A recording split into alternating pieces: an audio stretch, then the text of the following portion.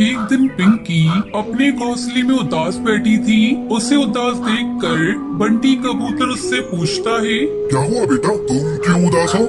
मुझे स्कूल जाने में लेट हो रहा है। पापा अगर ना होती तो मुझे तैयार कर देती। बस इतनी सी बात, मैं अपनी रानी बेटी को अभी तैयार किए देता हूँ। पापा माँ मुझे छोड़कर क्यों चली गई? क्या बताऊँ बेटा, अभी तू छोटी है, मेरी बातों को तू समझ नहीं पाएगी। जब तू बड़ी हो जाएगी तो मैं तुझे सब कुछ सच सच बता दूंगा। बंटी कबूतर पिंकी को तैयार करके स्कूल पहुंचा देता है। पिंकी की बातें बंटी के दिमाग में बार बार गूंज रही थी। पापा माँ मुझे छोड़कर क्यों चली गई? शाम को बंटी जब घर आता है तो अपने साथ एक नौकरानी को लेकर आता है। यह है मेरा घर। कितना खूबसूरत है आपका घर। मेरा नहीं, आज से ये तुम्हारा भी घर है। आज से तुम्हें ही इस घर की देखभाल करनी है। रुको, मैं अभी अपनी बेटी को बुलाता हूँ। हाँ जल्दी बुलाइए, मैं भी उससे मिलने के लिए बेताब हूँ। पिंकी, देखो मैं किसे लेकर आया हूँ। कौन है पापा, आप किसे लेकर आए हो?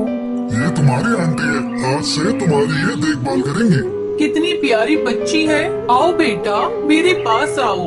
आज से ये तुम्हारी देखभाल भी करेंगे और तुम्हें स्कूल भी ले जाएंगी। ठीक है, तुम अब जाओ, खेलो। चलो चलो टुनटुनी, मैं तुम्हें तुम्हारा घोंसला दिखा देता हूँ। दूसरे दिन टुनटुनी अपने घोंसले में आराम कर रही होती है। तभी पिंकी खेल कर आती है। आंटी आंटी मुझे बहुत जोरों से भूख लगी है, मुझे कुछ खाने को दो आंटी। आप क्यों नहीं सुन रही हैं? मुझे बहुत जोरों से भूख लगी है, मुझे कुछ खाने को दो। चल हट जा, तुम दोनों बाप बेटी ने मुझे क्या समझ रखा है? तुम सोचते हो कि मैं तुम्हारी नौकरानी हूँ? नहीं, मैं नौकरानी नहीं हूँ, मैं इस घर में राज करने आई हूँ। तेरा बाप तो मूर्ख है जो मुझे यहाँ तुम्हारी सेवा करने के लिए लाया है।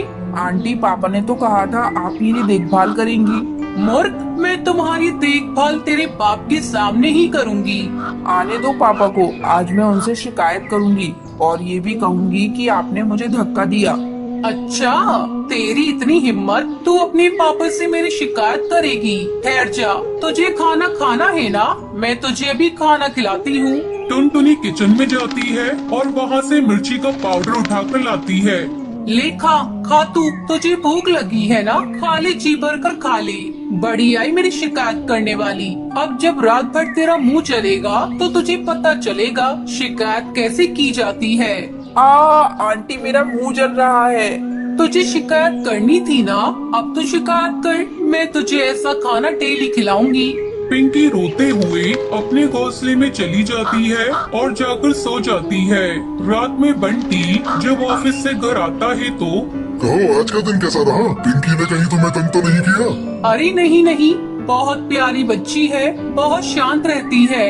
पिंकी तो कहीं दिखाई नहीं दे रही है, कहाँ है वो? आज मैंने उसके साथ बहुत मस्ती की, वो थक कर सो गई। चलो अच्छा है, वो तुम्हारे साथ घुल मिल गई। अगली सुबह टुनटुनी अपनी सहेली से फोन पर बात कर रही थी। अरे क्या बताऊँ तुझे, मैं तो यहाँ एकदम महारानी की तरह रहती हूँ और वो पिद्दी सी चिड़िया, उसे तो मैंने नौकरानी बना कर रखा है। अरे टुनटुनी, किससे बातें कर रही हो? इधर आओ। चल मैं फोन रखती हूँ, मेरा मालिक बंटी कबूतर मुझे बुला रहा है। देखो टुनटुनी, तू पिंकी को तैयार करके समय पर स्कूल भेज देना, मैं ऑफिस जा रहा हूँ। हाँ ठीक है, मैं उसे भेज दूंगी। थोड़ी देर बाद अरे पिंकी, तू यहाँ बैठी बैठी टीवी देख रही है, चल जा जाकर मेरे लिए गर्म पानी कर। मुझे नहीं आता आंटी। तेरे बाप ने तुझे चूल्हा जलाना भी नहीं सिखाया। मैं कहती हूँ 5 मिनट के अंदर जाकर मेरे लिए गर्म पानी करके ले आ। पिंकी टुनटुनी के लिए पानी गर्म करने के लिए जाती है। मेरा हाथ जल गया आंटी, मेरा हाथ जल गया। ये चिड़िया ना हर समय मुसीबत में मुझे डाल देती है, अब मैं क्या करूँ? बंटी देखेगा तो मुझे बोलेगा।